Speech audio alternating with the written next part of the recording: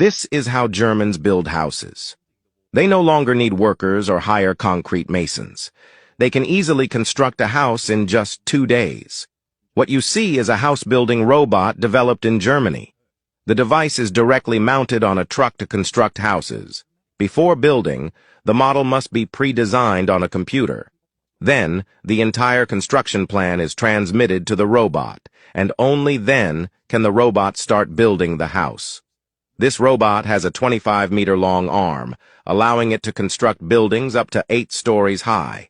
At the end of the long arm, there is a video camera and a laser tracking system that precisely places the bricks in the correct position.